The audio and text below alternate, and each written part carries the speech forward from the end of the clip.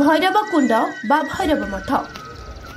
हाँ दर्शक बंधु, आमे कहूँ मयूरभंज जिला ठाकुरमुंडा ब्लॉक सातकोशिया पंचायत बालीघाट ग्राम भैरव मठर कथा।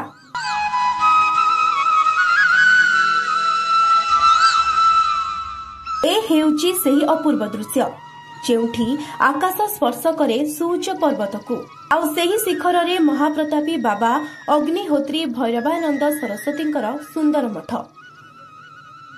सेठी आमे देखिबाकु जाइथिलु विभिन्न औषधीय वृक्ष सांगकु झरणार कुड़ुकुड़ु ध्वनि किपरि परिवेश को भक्तिमय कर देथिला।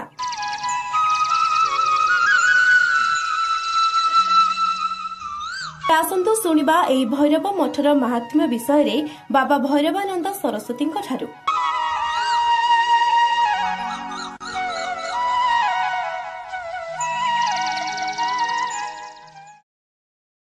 आम सनातन धर्मर प्रतीक पर्णाश्रम पतरकुड़िया दीर्घ 29 वर्ष होगले ए पतरकुड़िया अच्छा क्षेत्र ए स्थान है श्री श्री महाभैरव कुंड बालीघाट पंचायत है सातकोशिया आम ब्लॉक है ठाकुरमुंडा सब डिविजन करंजिया जिला है मयूरभंज।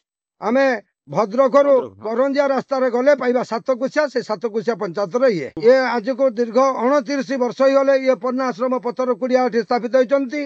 29 वर्ष होगला आम ये तपस्या करुचु एवं ये मकर संक्रांति जानुआरी 14 रु जानुआरी 20 पर्यंत 7 दिन धरी एठी विश्व शांति विराट यज्ञ हुए। सारा भारत रु साधु सन्थ महात्मा माने ता सहित भक्त माने बहु संख्यार भक्त माने एठी समागम होता है। व्यास वशिष्ठ अंगिरा चैतन्य विवेकानंद समस्ते जंगल को जाइछन्ति तपस्या करते सिद्धि लाभ करने।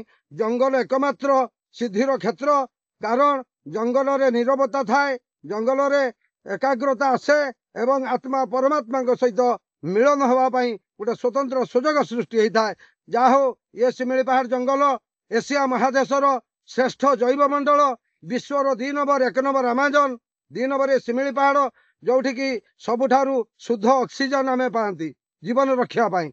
जो ये जैव मंडल भारतर जलवायु को भी कंट्रोल करछन्ति। विश्व को तो जो जुगाउछन्ति भारतर जलवायु को अर्थ दक्षिण रु वर्षा को आनिकी मेघ को आनिकी हिमालय को पठाउछन्ति।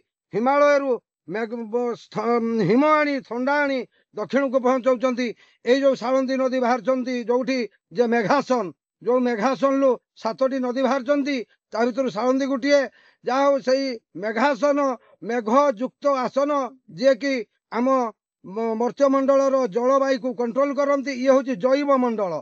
ए जैव मंडल आमे जदि मात्र किछि समय भी बितेबा निश्चय आमको गोटे स्वतंत्र शक्ति मिलता है।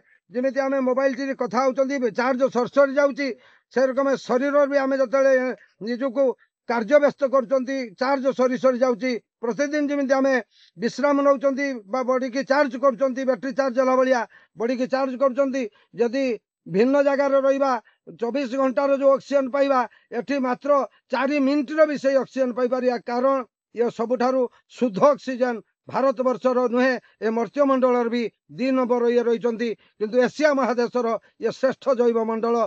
जहाँ आमे भाग्यवान ए प्रकार भाया देश एभलिया राज्य एभलिया कूल जात होती आम परंपरा नहीं चलुंट। जय जगन्नाथ जय जगन्नाथ जय जगन्नाथ।